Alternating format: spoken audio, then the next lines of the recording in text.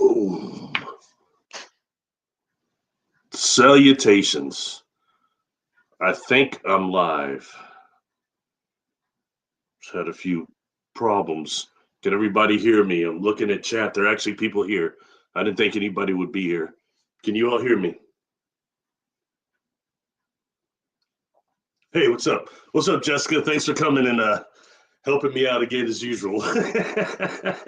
Hello to everybody in chat. Jonaside, Urso, Rat Food, Lichen Claw. I like that name. Jonaside. Thank you. Jody of Phoebus. Thank you all for being here. Thank you for coming. You know, this is a different type of a topic. And I've been told before that sometimes people prefer it when I just speak about UFOs only and extraterrestrials. Well, that's not what the whole thing is. You know, I deal a lot with earthbound spirits, with death.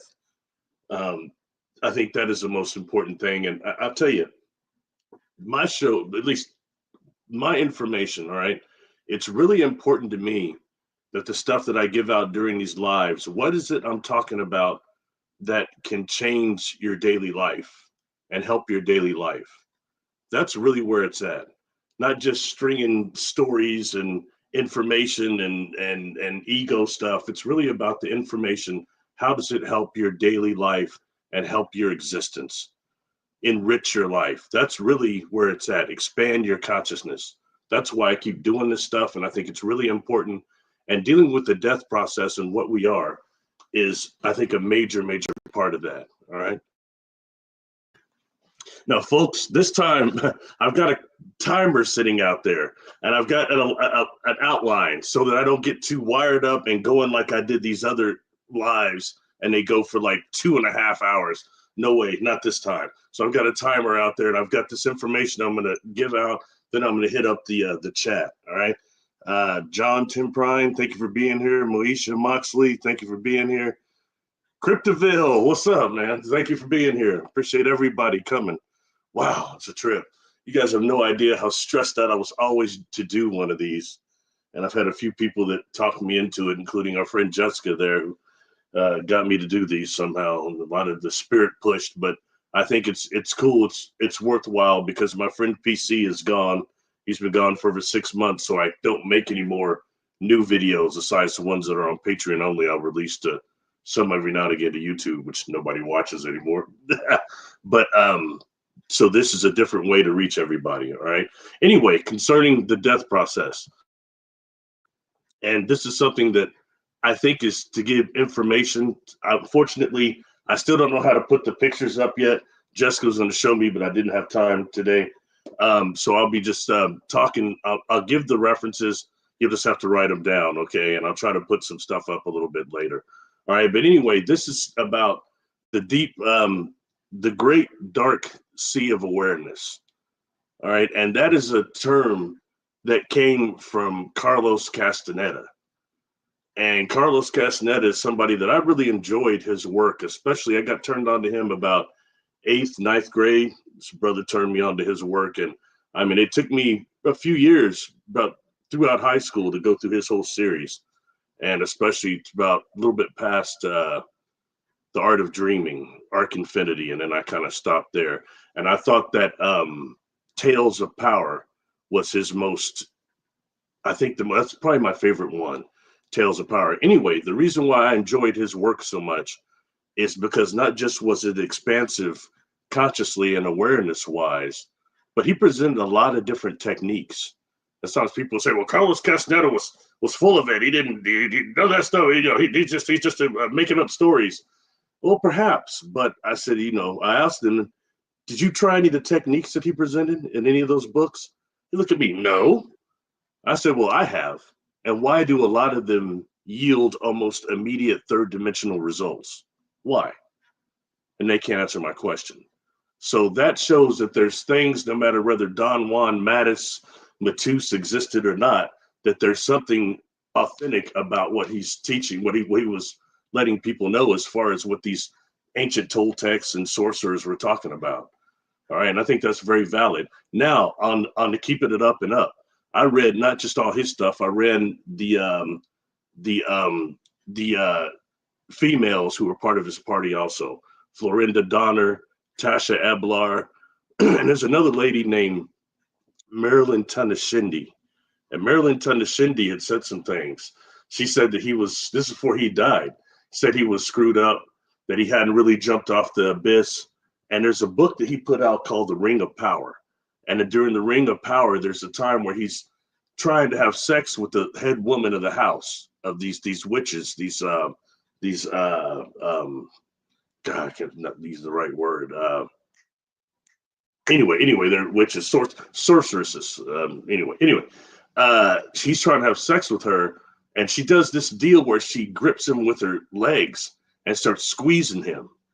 And during the book, he's reading what he's describing how it sounds like felt like she was squeezing the life out of him, and he was suffocating, and her legs were so incredibly strong. But according to Marilyn Tunashindi, that's when he got possessed by that woman. Her name was Donna Soledad, and that she possessed him, that he was giving energy to those women in that house, in that party. And in that way, she was advising people not to do his Tanzgarity movements, which the movement's supposed to be giving energy because it gives energy directly to them. And, as far as him jumping off the abyss, maybe she's right. But that cat died just like you and me. He didn't transition. He died of cancer or something. So, I mean, but nonetheless, the information that presented is really good. And the information in their books as well is really good because they had the same teacher, Don Juan Mattis, and also Don Genaro. They called him different names, such as Jim Black Crow, Mariano, and he had these different names for each one of these women that he worked with as well. And the stuff he dealt with them was much more on the dream side and actually dream attention. And so that's, just some stuff to really, when I'm talking about Don, when I say him, I'm talking about Don Juan Mattis, as he called him, whether that was a person or not, or several people. There's a gentleman named, that I only really heard on Art Bell back, and you're looking in the 90s there, probably 98 or so, a gentleman named Thunderstrikes. He said he was a Twisted Hairs novel, and that he knew Castaneda and he knew the teachers that he was talking about. And he called Don Genaro a different name, and he called Mattis a different name too. But he said they were real people. So, it's things to look at, just things to examine there. Anyway, talking about the great sea of awareness. And I'm going to break this down the best that I can quickly, that is a way that anybody can understand it. Now, that's something that I struggled with in my videos, is trying to get information out in the 7 or 8 minutes I was allowed to do those. And its concepts are really advanced to try to just break down real quick. But I'm going to try to do this, all right? The deep sea of awareness. Now, what Don Juan had told Castaneda, he described 2 different things during the death process. One is the way the Toltecs looked at it, and they described it as the great eagle. All right. Now, I've done a video over the eagle and the mind of God. I'm sorry, I forgot to post it. This ties right into this. All right. So this eagle, according to Don Juan, the Toltecs, they said that the universe is shaped like an eagle, formed like an eagle, and that when we die, we enter through the beak of the eagle. And when we go through that beak, it wipes clean our soul aware, or our life experience, our life awareness. And it takes that. All right. And so they had things they did to try to stop that. And we'll talk about that a little bit later. Now, when transitioning this to when he would said also, he told Castaneda how the Mexican sorcerers of old, before the conquistadors, the conquests came over there, conquistadors and everybody came over there, these old sorcerers from the first lineage. And he described how they saw the universe as coming from this great sea of awareness, are all these luminous filaments, zillions and zillions and zillions of luminous filaments that organized themselves as bands, as like bands. Okay, and it's very interesting when look at something of like the Uranta book, it would call that the universal circuits. is kind of what they're describing there to a degree. But that within at the end or within some of these luminous filaments, you have our parts of black awareness that actually are aware and need an interpretation system. And when the reason why I'm bringing that up, transitioning that to what he calls the assemblage point. And I did another video on this. It's called Psychically Blind. You know, when I was younger, I would see a lot, but I would see not like what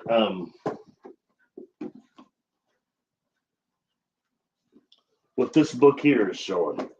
Okay, this is a good book. The diagrams in are really good by Paulson. It's an older one. I think it came out in the 90s, but it's got some good stuff in here. And the way it describes some of the energy fields I would see, about some as far as 6 feet off people. But you know what? I wasn't seeing the cool colors like this. It wasn't red, blue, and purple I was seeing around people. It was a general white color or a golden color, depending on how their health was, or even dimmer than that. And in the middle of that, I would see, and people have a general form.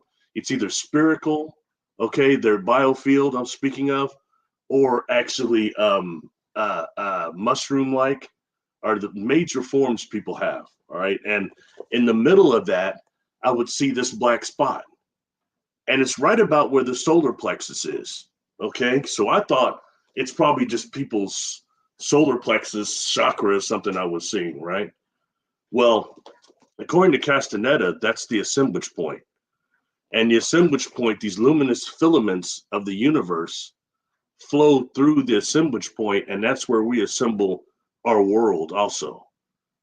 So actually our assemblage point is actually the dark sea of awareness also.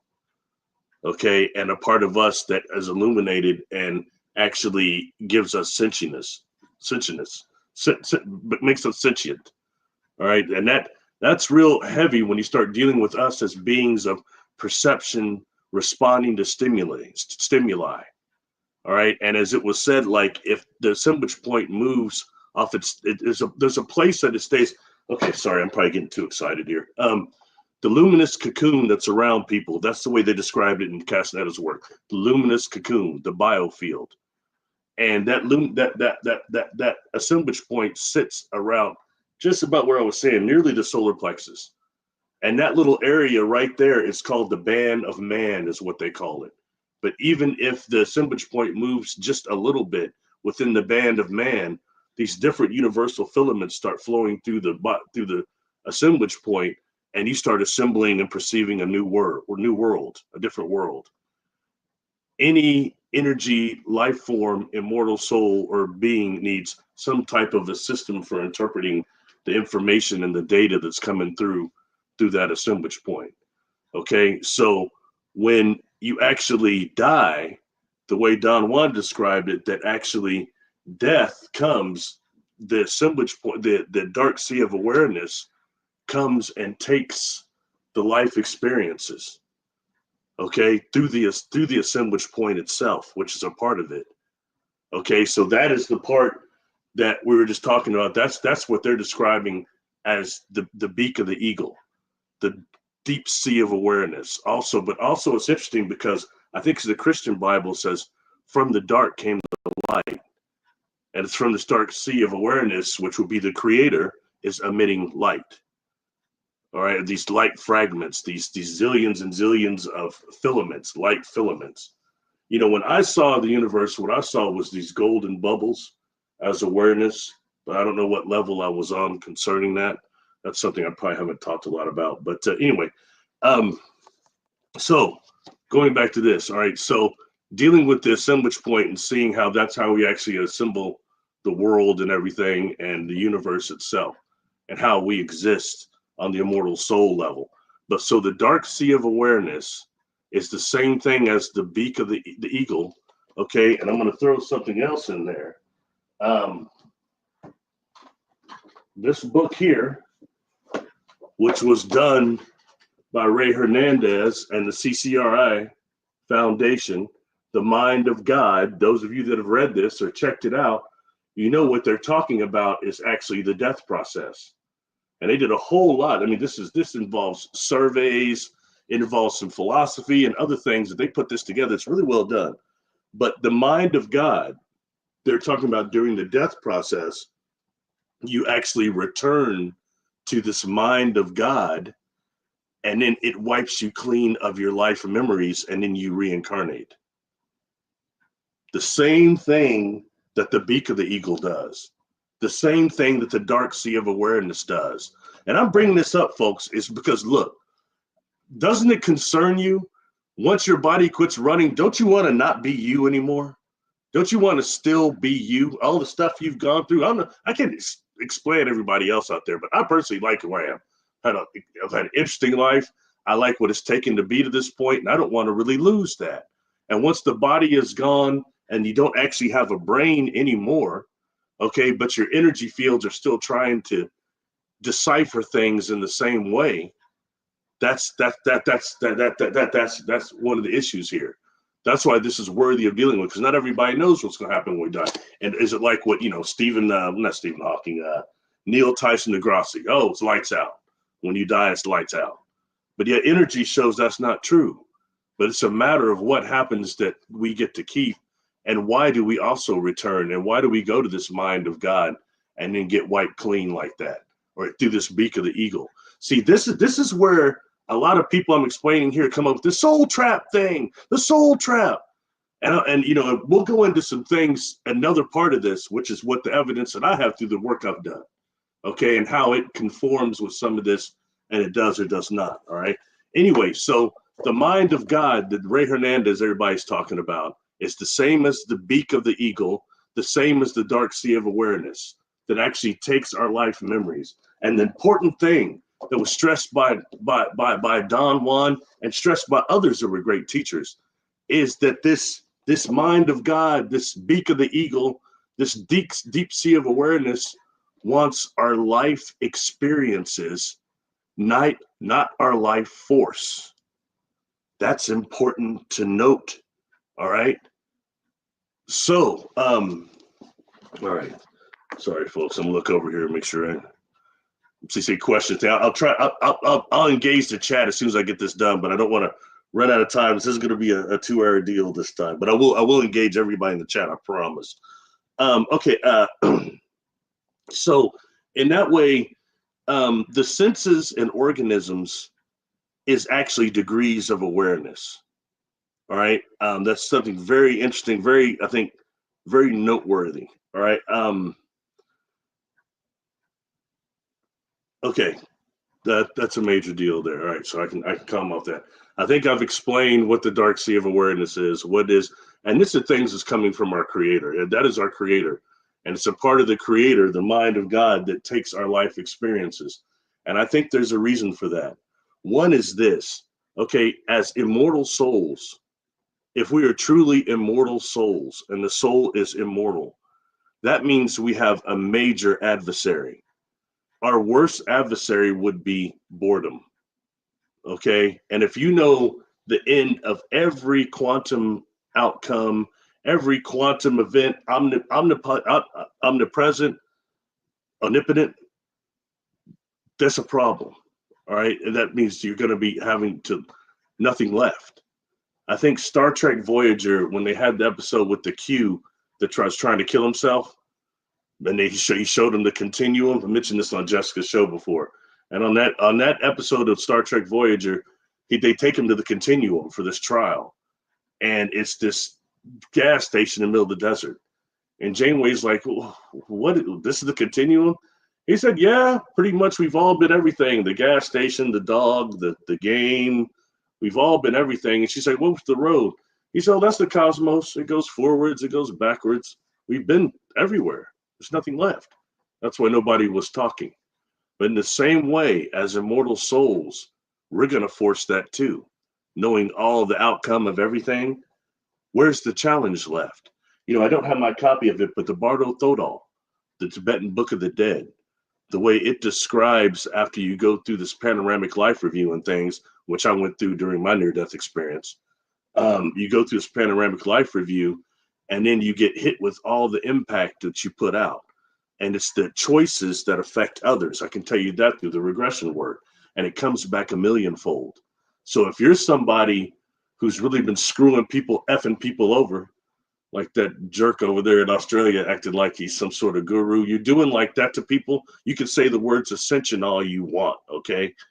But the truth is, that's going to come back on you a millionfold when you're out of the body. And that is enough to scare people back into an incarnation here, an incarnation lower than here, or become a trapped earthbound spirit.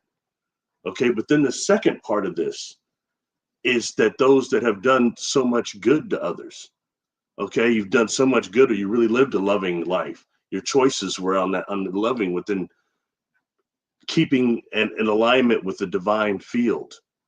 Okay, that is when actually you can get blissed out. The copy that I had just said it like, they described it like as these gods being on this beautiful beach with anything you can want brought to you and manifested. So what reason do you have to go any further towards prime creator consciousness? You kind of get stagnated. So that's kind of where the cue were, the way they were describing that. So I believe as immortal souls, that maybe is part of it, is we have to wipe ourselves clean to come and learn again, no matter which incarnation it might be, at least to a degree, to varying degrees. Now, I think for reasons it's way worse here than it is other places, due to the field of energy that we incarnate here through, okay? Anyway, okay, so, all right, sorry, hold on, folks.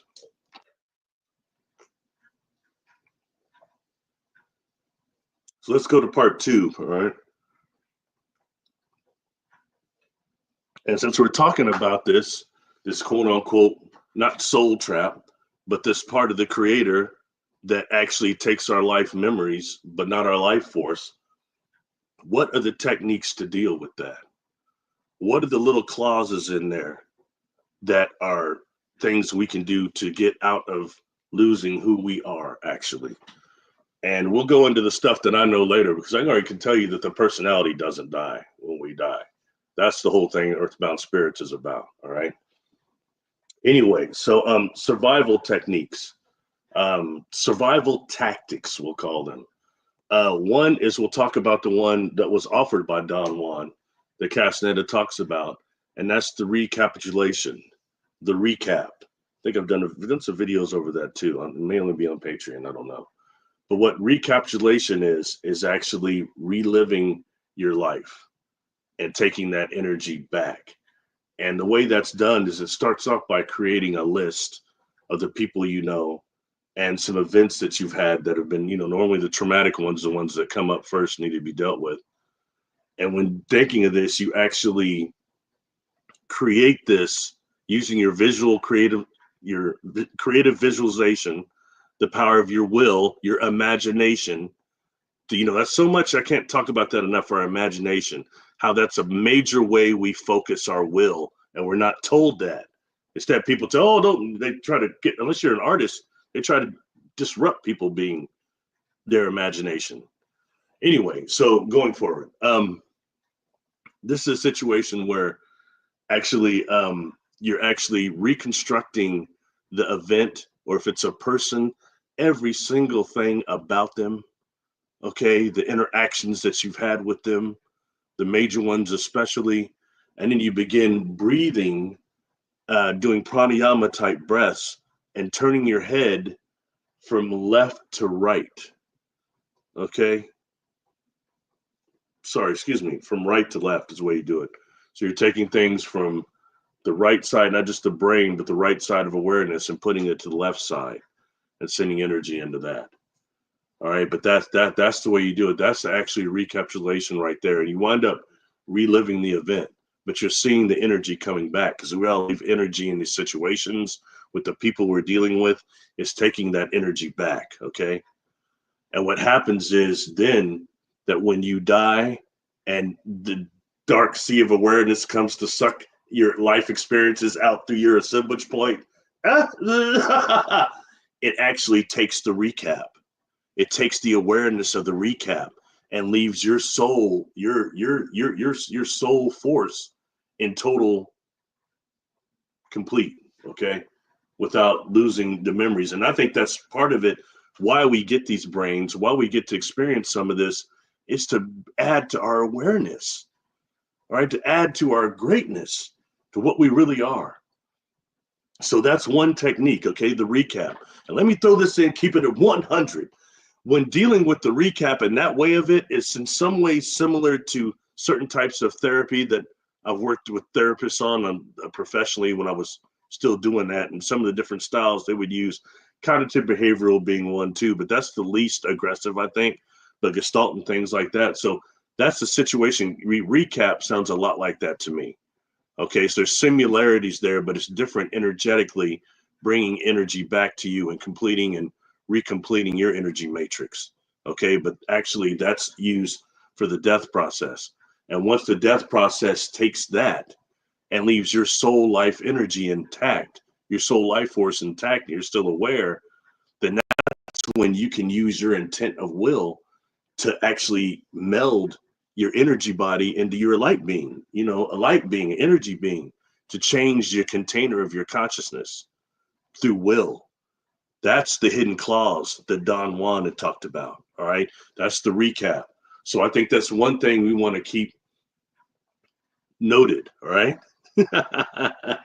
Everybody with me on, okay, so that's one way. Now, what I was going to say, one thing that's different that I think is a more superior method than that is when dealing with the negative self, which fragments through trauma into negative identities, and the Mace energy method, I think, is more effective than the recap. And it does it in a way that is not traumatizing to the client the way that normal therapies are, or the way the recap would be. But it's a way to actually accessing your energy self in a different way, in working through the imagination. There's other techniques, but some of the ones provided in that is good. So anyway, going forward, so that's the recap, kept all that in there. All right. Now, the next thing that I want to bring this up. Oh boy. I was told by somebody in my personal life that I don't look at the camera enough when I am doing these lives. I should be looking right at the camera at all time. You know, I'm gonna be honest, y'all. Look, that I don't like looking at myself when I'm talking. That's some that brings up some sort of ego trip thing. If you look at the actors and everything, they never look at the camera when they're talking. You never see when General Hospital cats are out there talking at the camera like that. They're not doing that. But it looks weird when I look at myself and I see myself. So it throws my mind off it. And I think that's ego stuff. You know, I know somebody that every time they walk by a mirror, the brother stops and like poses, you know, like, brother, what are you posing for, man? Let's go. You know, anyway.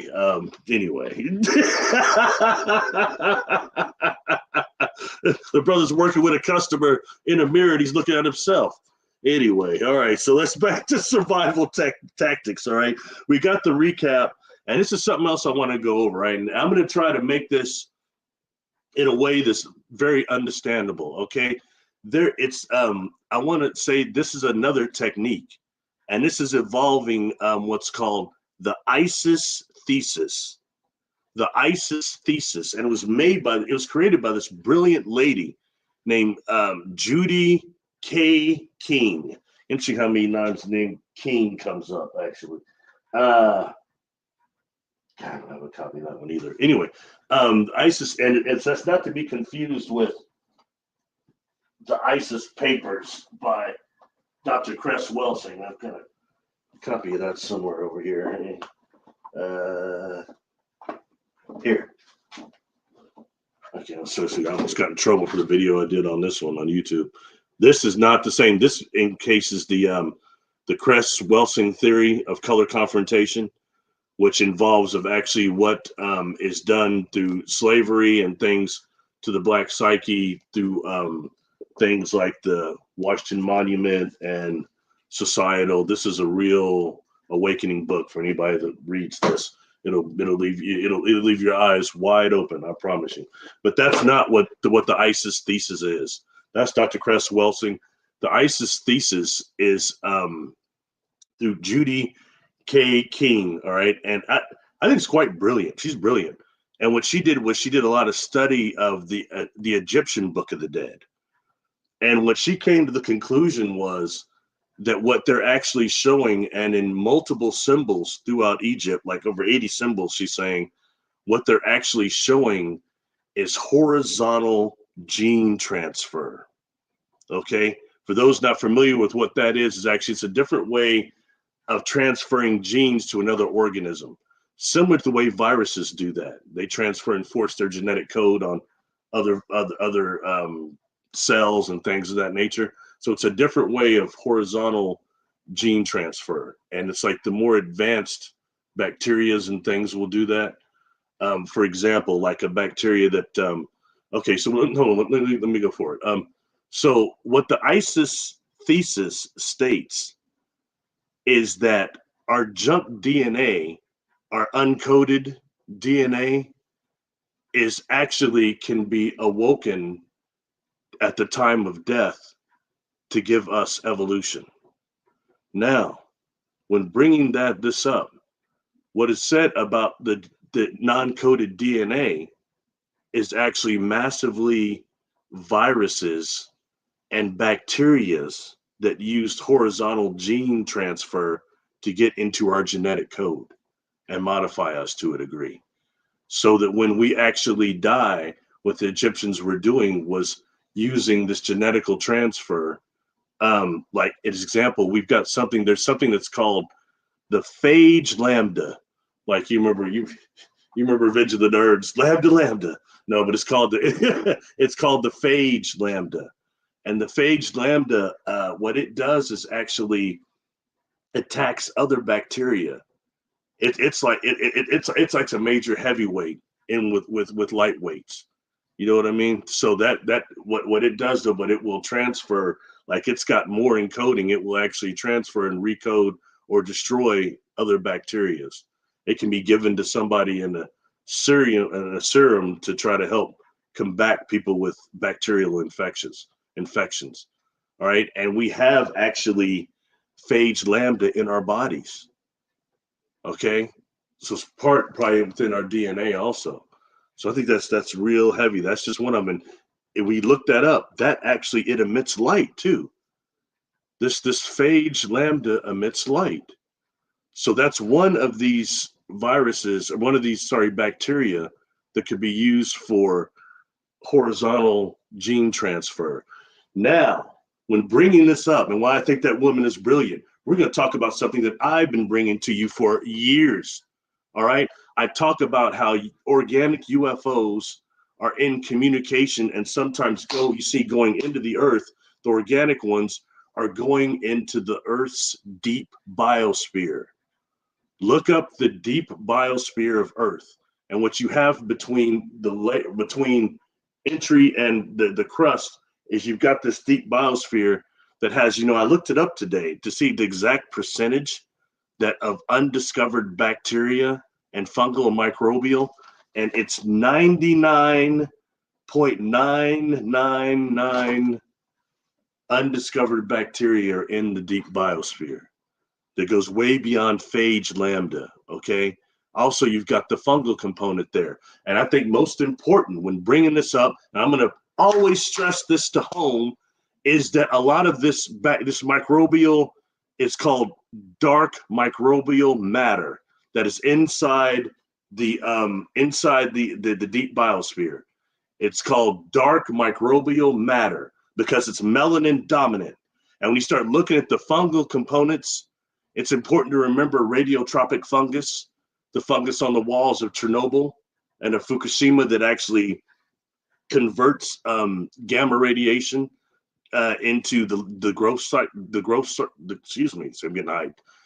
cycle through melanin itself. I've talked about radiotropic fungus a lot and how there's scientists that think that was actually sent to us from a civilization, this type 3 or 4, 5 that's on the Pico, that's done the miniaturization of their civilization. Whole nother thing going on there. All right. And I always knew that things were going to come at the micro level because we have micro sentient space organisms. I've been talking about that for years, how I think that's what the origin of the prion diseases actually are. They're coming in on meteorites and as hostile organisms at war with humanity. But anyway, okay, sorry, I don't want to get too far off on this. Back to the ISIS thesis, all right? So can you imagine the type of healing bacteria or fungal that could be accessed in the deep biosphere? We haven't even touched that. in things that could help us if we're going to have to join with some type of a symbiotic virus, which has already happened in our DNA, to actually awaken more of our DNA so that we can evolve. And when the DNA is evolved like that, we start having children who have full life memories. It's happening now more anyway. Children born with life memories, past life memories, but it's going to be coherent, immortal soul life memories if we can access the DNA in that way. Okay. So I think that's very, very important. But also, she's suggesting that the sarcophagi and also the mummification was a way of them trying to activate this horizontal gene transfer from certain parts of our DNA.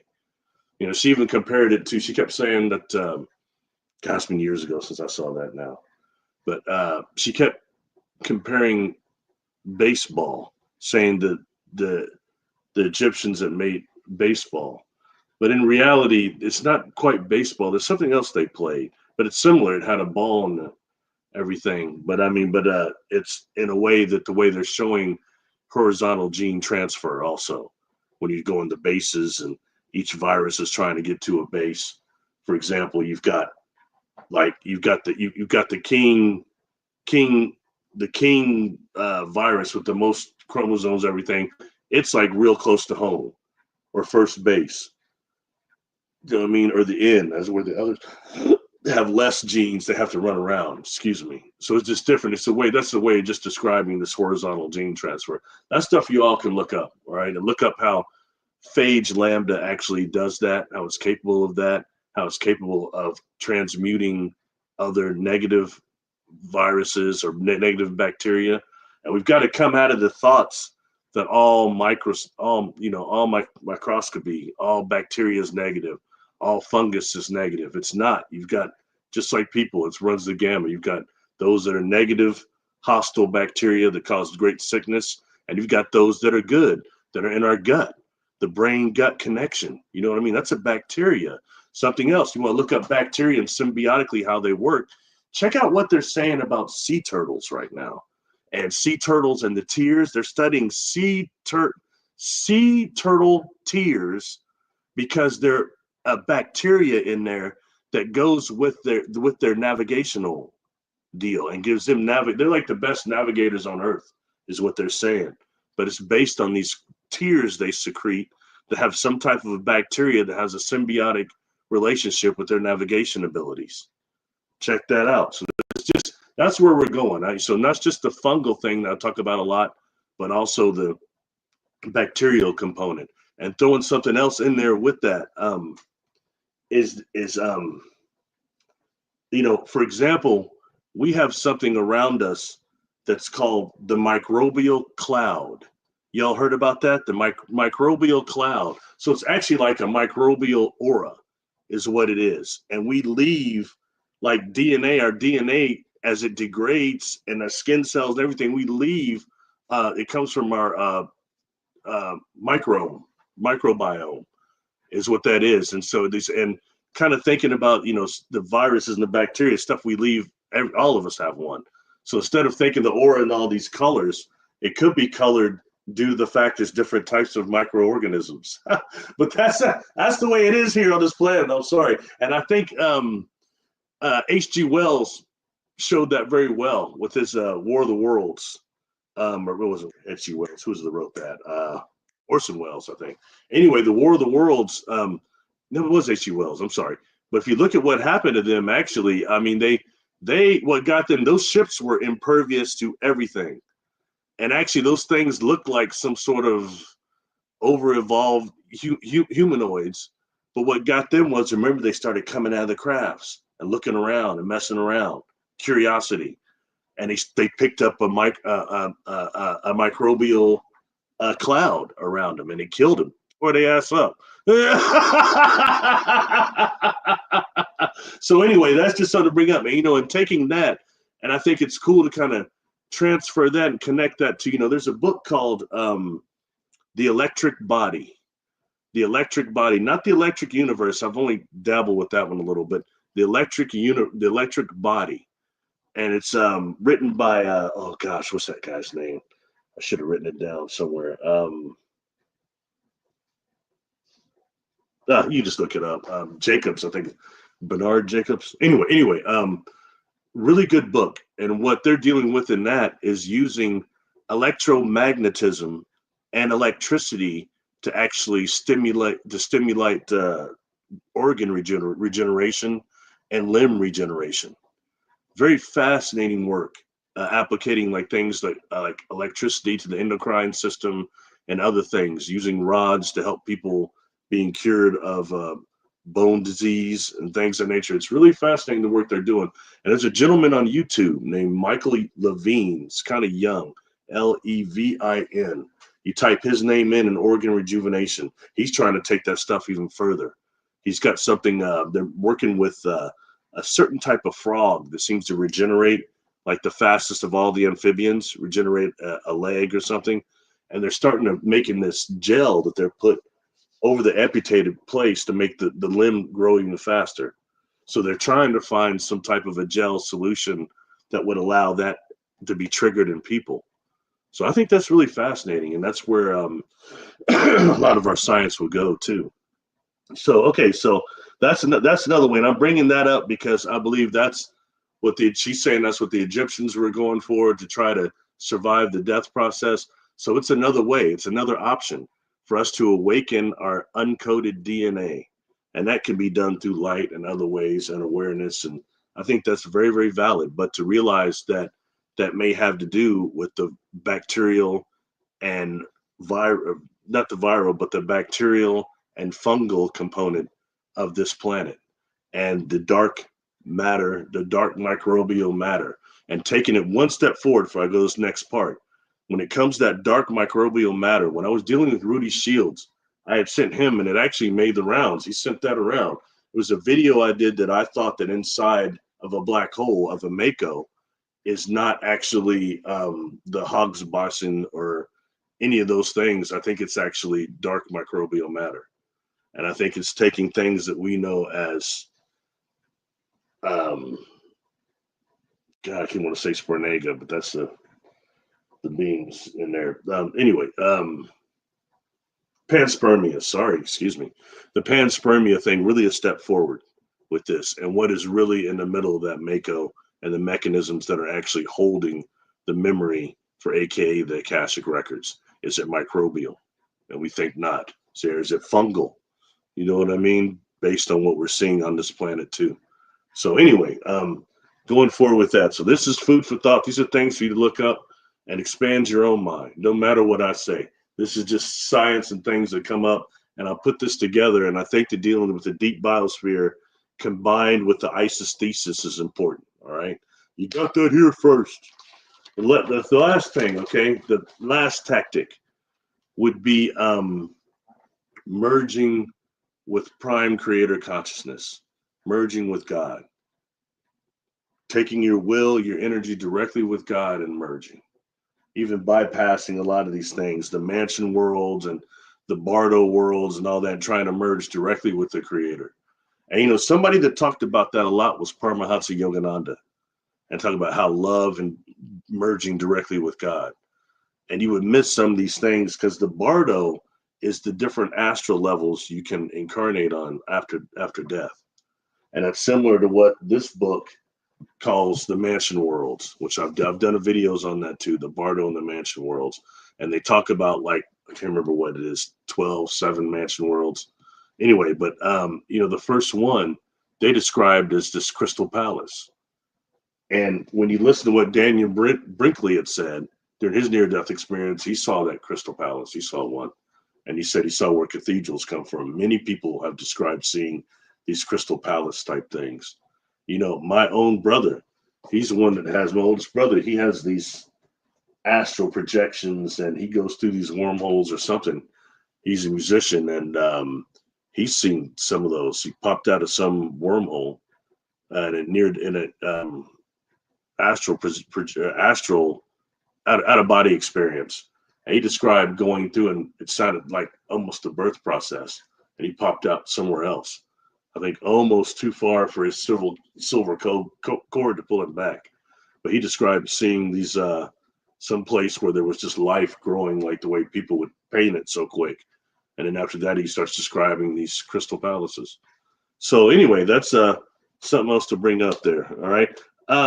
So that's just that's another way to deal with this. And now we're gonna go real quick. This is the last part, and I'm gonna deal with everything in the chat. All right. The last thing would be, what have I learned through regressions, through past life regressions, through my own past life, my own near-death experience, and through dealing with earthbound spirits. Look, I've crossed over very close to about 1,000 earthbound spirits now, okay, out of many, many people. And there's certain things, certain patterns that come up again and again. All right. One would be this, okay? I've mentioned this before on Jessica's show. I've always looked for the possibility of there being a soul trap, okay? And what happens, like for example, during the death process or a past life regression, you can do one that live between lives or one that's informational. They'll tell you how they died last lifetime and in what process they go through before they reincarnated here, okay? And I've mentioned this before. During this process, naturally, the guide will come for the client and take them somewhere that I call the place of translation and reconfiguration. It can be a library. It can be an office where there's ledgers. It can be like a park where there's a pond and they're seeing their memories come up and then inflections that come with them. Or in the book, they're seeing that. And they go through this, and then they go into they incorporate the lessons from that lifetime into their soul matrix. Then they incarnate somewhere else, back on Earth, wherever. It's not always Earth. And I always ask, hey, is the light making you incarnate over there? They always no. And people are so relaxed and they're going through this, and I always get the look on their face like I'm an idiot for asking it. You know what I mean? To say, well, is your guide making you incarnate over there or recommend you incarnate over there? No, it's my choice. Every one I've done, it's my choice. And sometimes, like I said, they choose not to incarnate back on Earth. I've had an individual where the place of translation, reconfiguration, was some type of a starship that was outside of the universe, looking at different universes. Some of them were spherical, some of them looked like shards of glass. See another universe, like broken shards of glass. Okay, so I know what they were saying was real. And they lived in all these universes. I was like, well, tell me about the one up left. Which one? The one the far left. Oh, that's a nice existence. We're huge. We're like the size of planets, but they exist in like a fluidic type of space, and they're all aware on the collective conscious level. And they were saying it's a really peaceful existence, but it's boring. I'm not going back there. I'm going back to this universe. I'm going back to Earth, such and such year, yada, yada, yada. And there are these other souls that will be in the place of translation, reconfiguration. They don't interfere, but they're just kind of there. And when they get done incorporating this other soul matrix thing, these others will be there. And I will have them describe, this will be souls that they have an agreement with to incarnate different lifetimes with. And you know what? I've never got the word contract. Only once. And I asked the person, I said, is that a contract? Is it forced? Oh, no. Probably agreement's a better word. I said, yeah, that's the word most people use, agreement. It's not forced, to help each other. Now, sadly, I can have these people tell me in each lifetime who these individuals were, especially this time. And so often it's the ones that screw you over. Lifetime. So basically, we're over there all blissed out, and I tell you, say, hey, I need you to really stick it to me several lifetimes so I get it, all right? And you're like, hey, B, no problem, I got you. And that's kind of where we're at to some degree, all right? Anyway,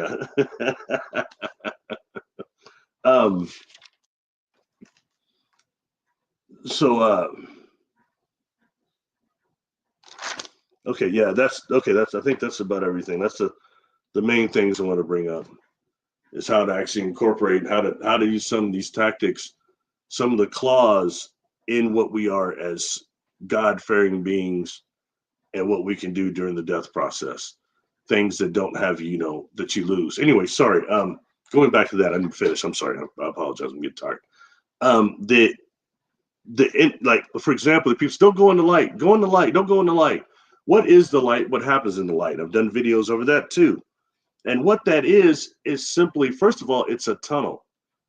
It's a tunnel, and it's not just a tunnel. It's a gateway to getting to our next part of existence. Okay, and there's ways that you can actually join with the Creator in that process that you may not lose your soul life memories. Okay, and that death force just takes again that surface awareness, and your life force is intact with the soul life memories, which is important. But it's so odd because when we access our higher consciousness, our super conscious, you have somebody hypnotized, they can access all that, everything the immortal souls experienced. So we do have access to it. Anyway, so I think that's about it. So just as far as during the near death process, so during this regression work and everything, I spent a great deal of time wondering, is the place of translation and reconfiguration the beak of the eagle? Is that the mind of God? Is that part of the great dark sea of awareness that comes for us? Is that what it is? And that just the way we experience it through our, through these incarnations? I don't know, but it's very valid food for thought. You know what I mean? Because and I can't tell you what it is exactly between leaving the place of reconfiguration and translation and reincarnating here that completely wipes our soul memories, unless it's one, in agreement, or two, the scalar frequency that we incarnate, we come through in this solar system that wipes us clean. All right, and it aids in our soul life memories. And I've talked about that, this dampening field thing, this net. And so odd, when I gave one of the blind targets to Jessica, which was the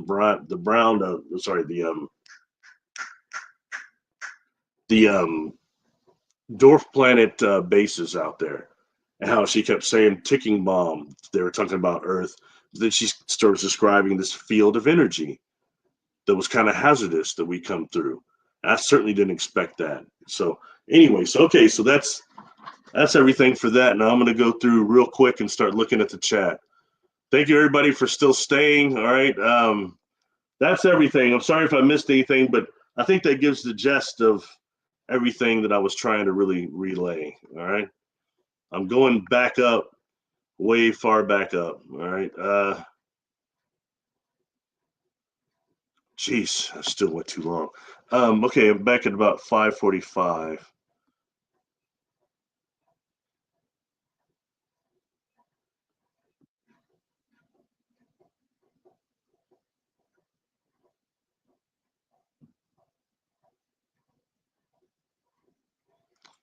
Everybody kind of talking amongst themselves. When dealing with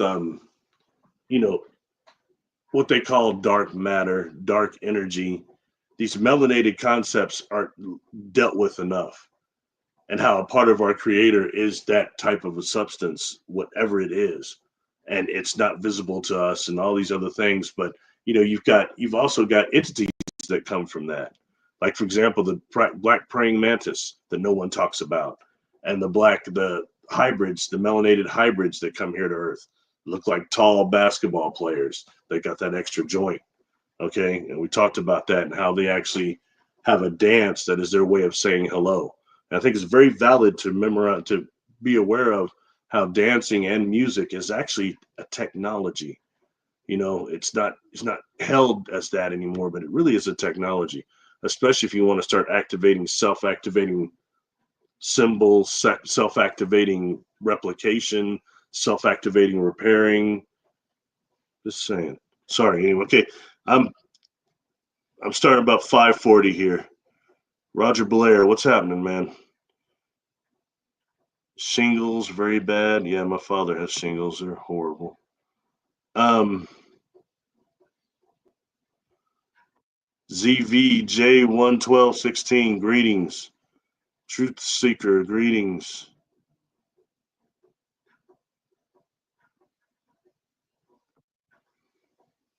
What's up, Jessica? Is everything going all right so far? Wow, I'm not seeing a lot of questions, so this is cool. Everybody's kind of talking amongst themselves. I'm at 5:45 and going down.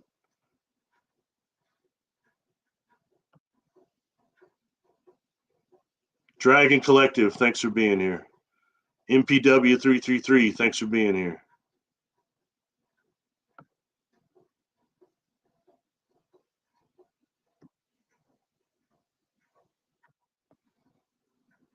General Sorrow, thank you for being here. Ainge, thank you for being here. Okay.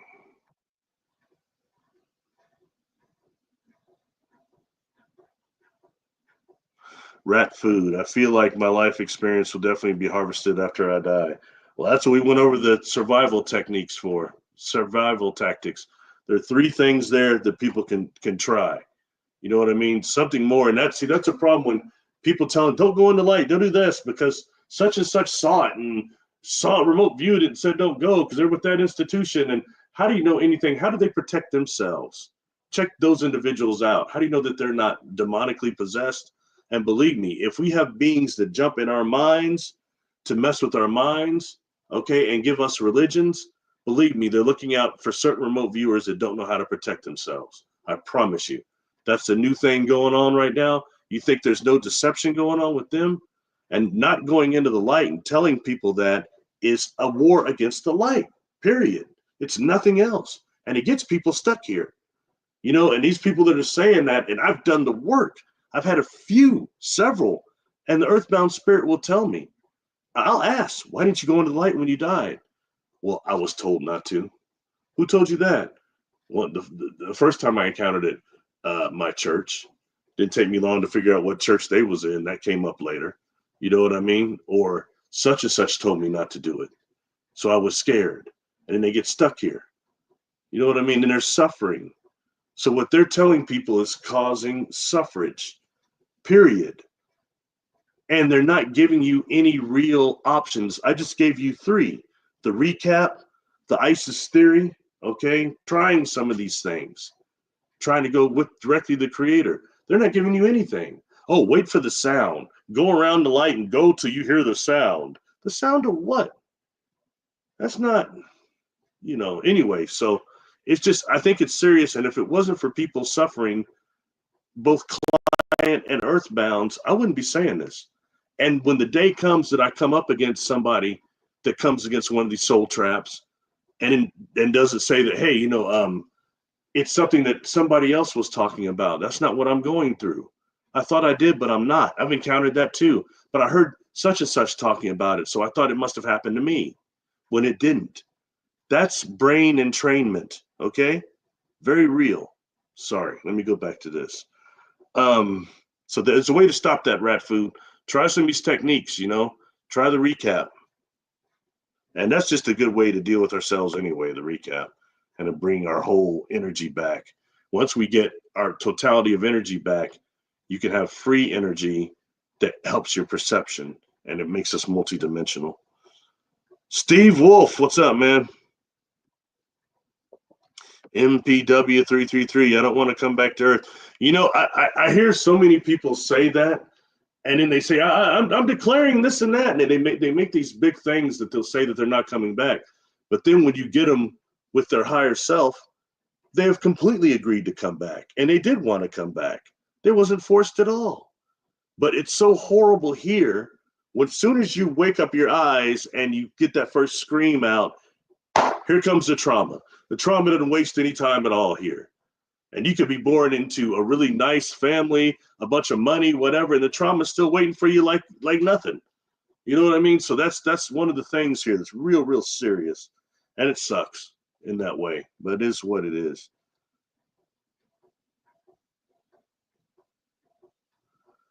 He's getting paid to say lights out. Okay, who's going to pay me to say lights out? You kidding me? That's a stupid comment. We'll go past that one. Oh, Neil Tyson Degrassi. Oh God, yes.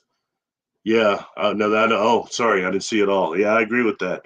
Yeah, I think he is. I think he is. And it's too bad because scientifically the man has a genius mind, but spiritually he's dead as hell, man. It's kind of scary. Sorry, I misunderstood that. Yeah, I have to agree with you on that.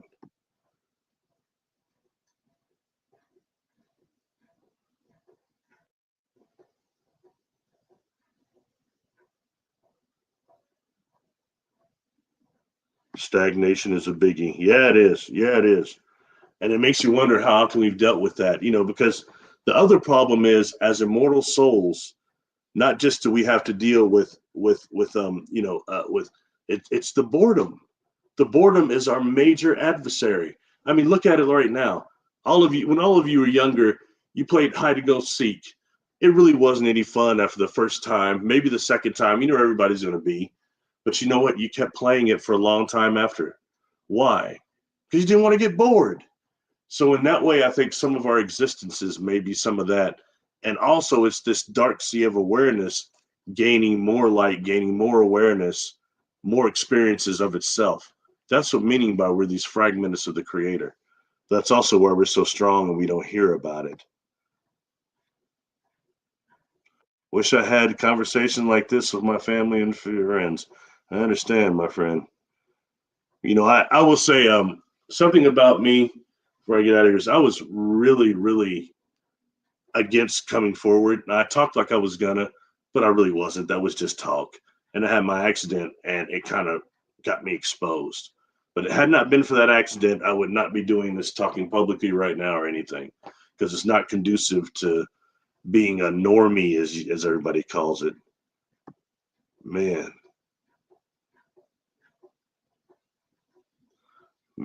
thank you all for being here. Wow, I'm up to 6 something now. I'm almost there. The wall of yellow fog portal. Are you referring to when he got pushed into the supermarket by Don Juan? I don't know, maybe not. Kimmy D, welcome. Sweet Peace 1776, thank you for being here.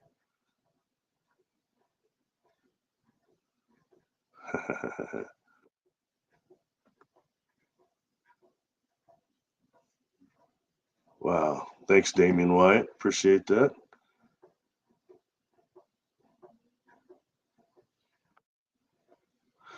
Rat food, I'm probably going to forget to will myself into light being, need more spiritual training. Well, the part of that is learning how to project your will of intent. If you can stay conscious, the personality doesn't die, then you use your intent of will through the imagination to actually morph and shapeshift the energy body. That's that goes to will. Kind of think of Ghost, how the dude on the dude on the train. Man, you ain't got no body no more. You got to come from the gut. That cat, man. But it's kind of the same thing. It's a gut thing. You know what I mean? Wow. Very cool. Everybody's kind of just communicating amongst themselves. I'm up to 6:15, so I'm getting there, folks.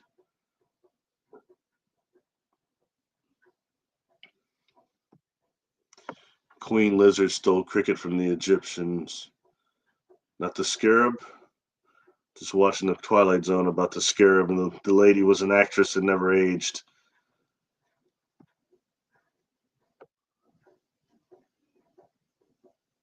Third eye to the tribe. Thank you for being here.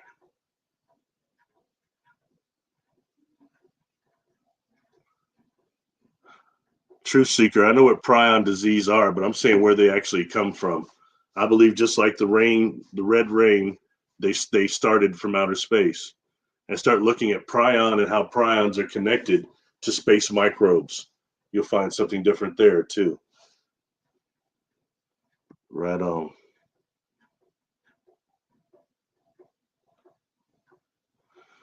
Rat food question. Why does horizontal gene transfer matter during after death? What I said, okay? What the ISIS thesis is that the junk DNA, the unencoded DNA, can be awakened, and the viruses such as the phage, okay, a phage lambda can be used to actually awaken our DNA and awakening us to help us to evolve. And once we evolve to that level, you have access consciously to everything through the DNA itself. And I think it's very valid, because otherwise, how can we actually explain how somebody has a past life trauma, like one I've described to you before, the individual that stepped on the bomb? They carried that into this lifetime. They didn't know that's what it was, but it gave them some type of a sciatica that couldn't be identified by doctors. Okay. But what is it? What mechanism is it that transfer from that soul experience to this one physically, the body itself? Okay. So that's what I'm getting to about that, really, really technically. So it's going to be it's a DNA transfer of some type, just like that we have ancestral curses that comes through the DNA also. So the fact that we only have access to whatever small percent of our DNA that it is, if we awaken the junk DNA, we have access to all sorts of things, including abilities that we're not aware of. So in that way, the viruses symbiotically, the same way that the symbiotic connection between the tears of the sea turtles, okay, and their navigation abilities with their medulla oblongata gives them that ability. Okay, it's a symbiotic connections between these bacterias and these fungals. That's how it is, and that's what the ISIS thesis says they were doing in Egypt. And what a lot of these symbols are is it's gene study, it's microbiology. That's what it is. And I think it's very active when you start dealing with what I just mentioned. Okay, the microbial cloud around people. Look this stuff up.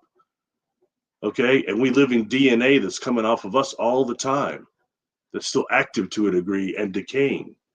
So this is where that kind of ties in at, and it's dealing with things, I think, from a very much different level of awareness than what we're told about Egyptology and things like that. And we have to expand our modalities to really go forward. Okay, about to get out of here, folks. My thing went off.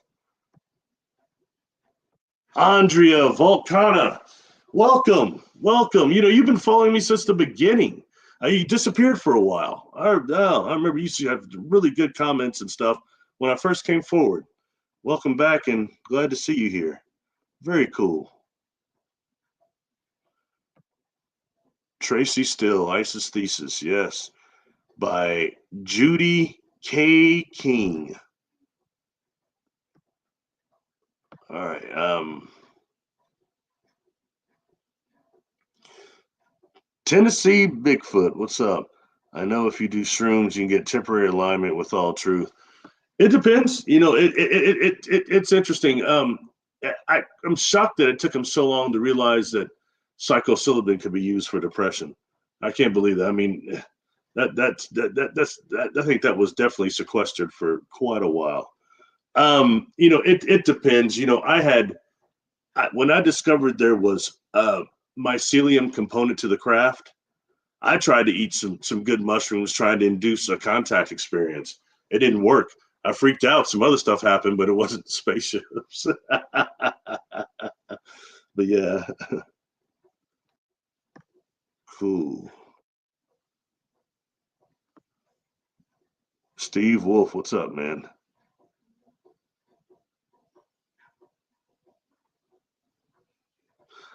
Life-giving algae. Life-giving algae would be more what they call mana, and mana from the Bible and stuff. That would be more your life-giving algae. And even more when dealing with not just algae, it's not algae, but the euglena that converts light also. Eugelena. Very interesting creature that I think could be used. A lot of these microorganisms can use for healing in that way, or put into devices that can power devices. That's gone on in the past. So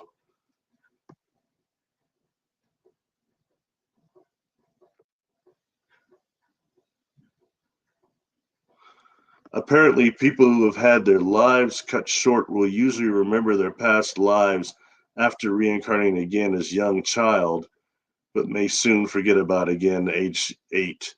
No proof of that, my friend, and I've not encountered that at all. You can be an old person can be very old and reincarnate and have a memory of it immediately.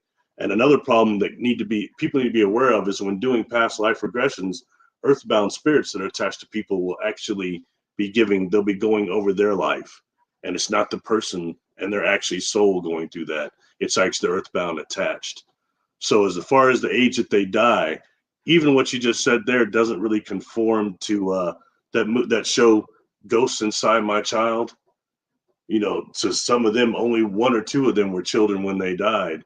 The others said they were older. So that's just not accurate. Interesting perspective, but can't say I agree with it.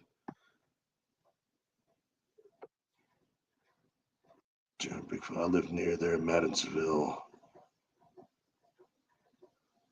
Doing dishes, right on. When I was a teenager, I did a bunch of dishes for the Marriott once upon a time.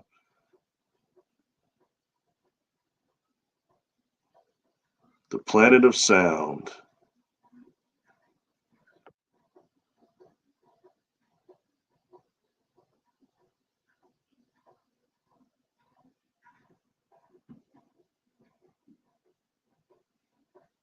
Microdosing to go into a cave. Interesting.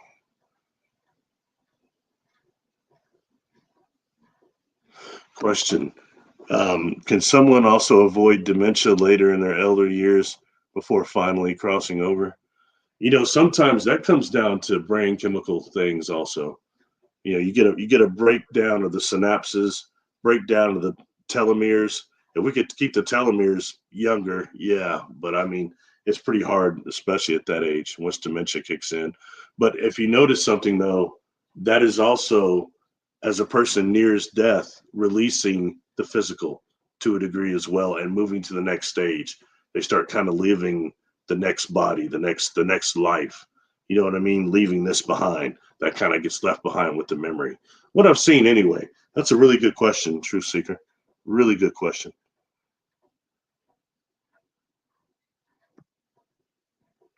Is it worse to linger in spirit world unhappy or to reincarnate is the question.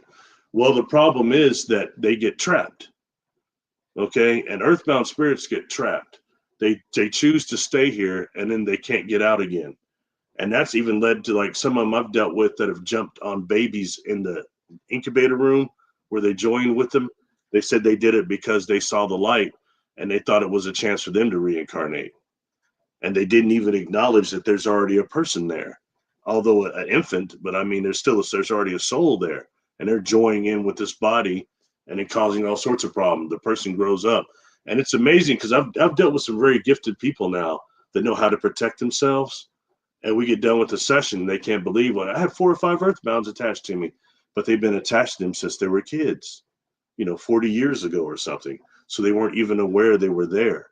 I thought those were their own personality characteristics, and it wasn't. It was the earthbound, So that's one system there. So definitely being here. And one thing I will say, God, I'm sorry that went by. Who said that? Who asked that? I'm sorry, whoever it was. Going forward, a thing with that, once you go into the light, you go through a change. I've had that, like I've had some earthbound spirits say, man, I'm not going to the light. Well, why not? Well, because I can't party in there. I can't drink anymore. I can't get another drink. I can't get high.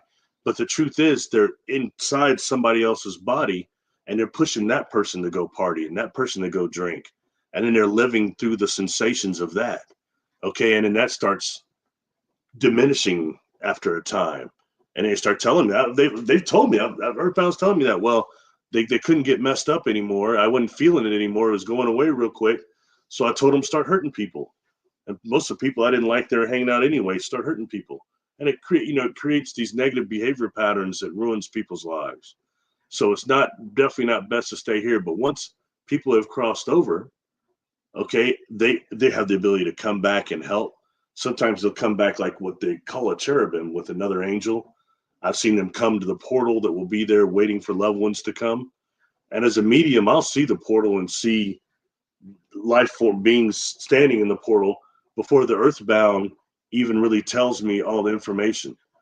And then once they start becoming aware of the presence of the creator and the love of God, then they're able to see the light. They're able to see the portal. They're able to see the people standing there I already saw, and never have to say, hey, do you see those people over there? They see it themselves. I don't suggest it like that. They see it. It's part of the process. So no matter what any of these people say, love and the light are connected. The love, the light, and God are connected. Period. No other way around it. And when I experience something different, I'll be quick to tell all y'all, hey, I finally ran into this. Something that goes along with what these people are saying. I'm not. So that tells me, I'm not saying it doesn't happen, but it's not the status quo by any stretch.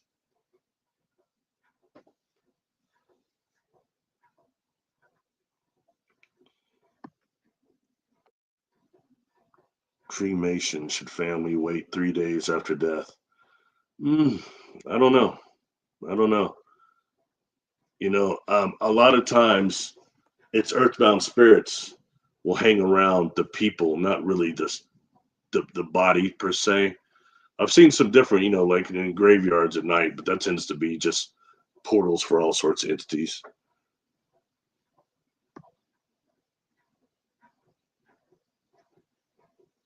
What is your presence for reincarnation? Reincarnating. Sorry, Steve, I don't know exactly what you mean.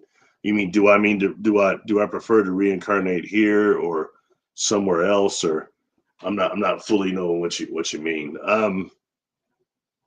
For me personally, it's about going very close to the creator and dealing at the highest level of the divine field that I can, and then figuring after that. But I think getting close to God as possible is very important. Something to think of is when Paramahansa Yogananda talked about, I think it's a autobiography of a yogi, when Sri Yukteswar reappeared to him and how he was on this different, had silver stuff around him. And he was talking about the level of bardo he incarnated on, the mansion world, how it was kind of high up, but it could be higher and things. It's very interesting.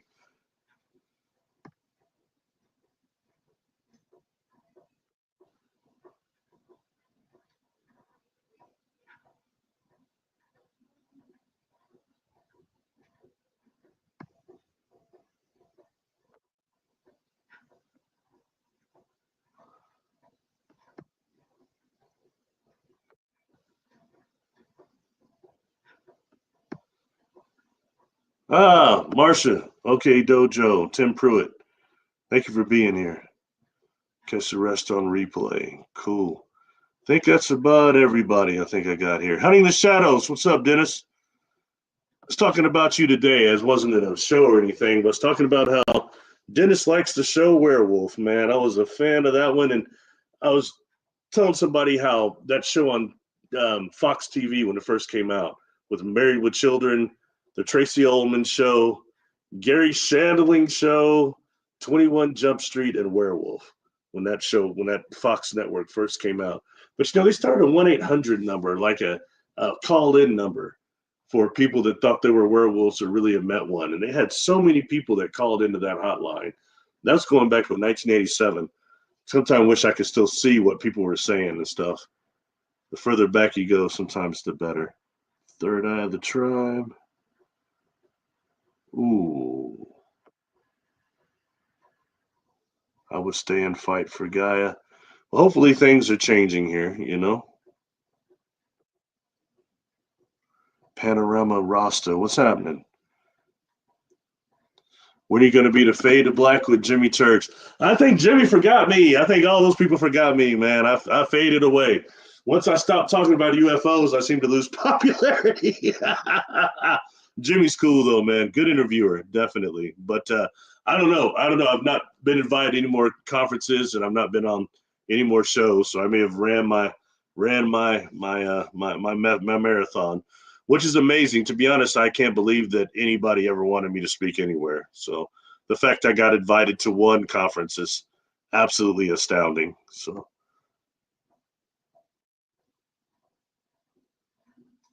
Oh, Tennessee, Kentucky Bigfoot. The entire situation gets you looking outside your life for your Outside yourself for the truth. You're so true. Okay, I'm at 6:38. I'm almost here.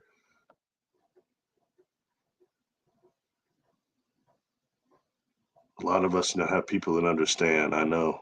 God, I know. Oh, I know. They were dug in like ticks. Sweet pea, 1776. What's happening? Digging like ticks.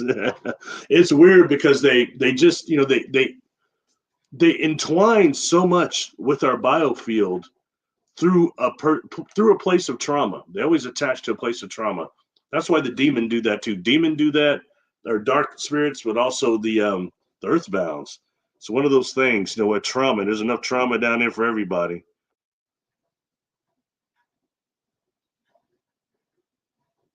Information, the RNA, definitely. Tennessee Bigfoot. That's something about that, like that phage lambda. It uses, what do they call that? Reverse transcripty to actually reverse engineer through that horizontal gene transfer. Very interesting how they do that, and how you can use that to actually use that symbiotic connection to further and awaken other DNA. You wouldn't think that, but no one has really said how do we truly awaken the non-coded DNA besides just meditating.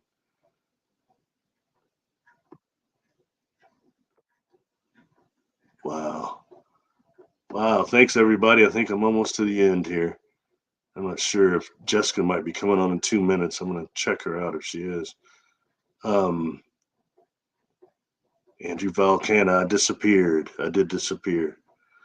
Spontaneous invisibility, Andrea.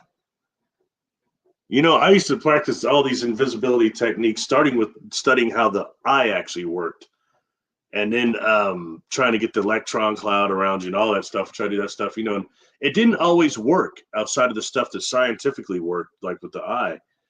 And then later on, like a year, 2 years later, I started having this problem with spontaneous human invisibility. And other people started pointing it out to me. I was unaware of it. People saying, he just disappeared. I was thinking, what is this hell are they talking about? I was standing right there. He disappeared. And you're hearing that a lot, because sometimes there's a time lag between practicing that stuff from when it really manifests in the third dimension. It's always interesting.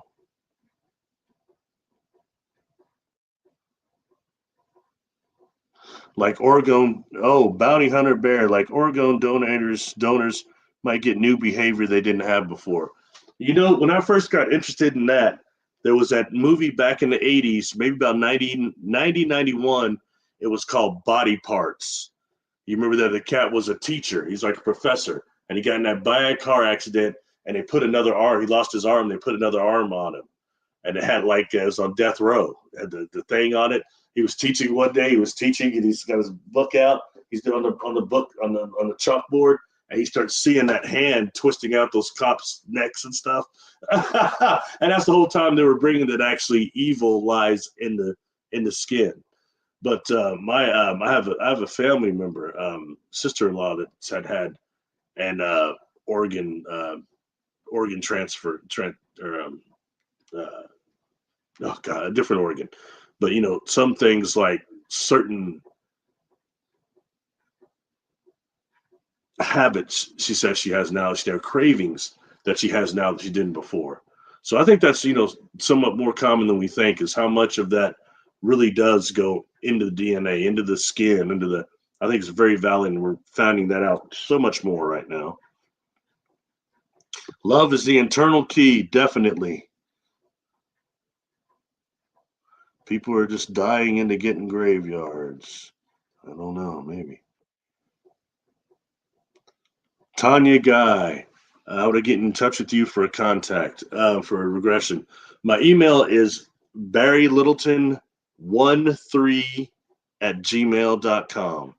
Again, barrylittleton13@gmail.com. Hit me up, and I got my email fixed now to where I can actually get them. So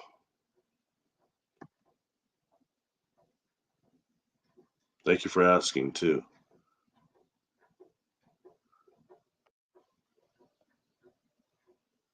Had an ancestor attached. Right on. Sweet Peace 1776. I got to be honest. I'm trying to remember exactly who. I mean, I remember everybody, but I'm trying to remember who you actually are. I can't see from your picture who you actually are. So that's just great. Thank you for saying that, though. Okay, I'm towards the end here. I finally made it. Genocide. No, I talked to Jimmy. He wants to have you back on. Really? Oh, that's cool, man. I thought maybe I'm the first melanated contactee he met, probably not Carson. I don't think. No, I'm just kidding. That's really cool. I'll tell you, Jimmy, great interviewer. And what I really appreciated him was like the very first interview I did with Jimmy, he had left SETI Ranch like probably about a week before I did. But when he left, we did like the show the next night. I was still on property and I did it in their office. And when I get done, I walk out there in the commons area and everybody, oh, that was a great interview. We loved it.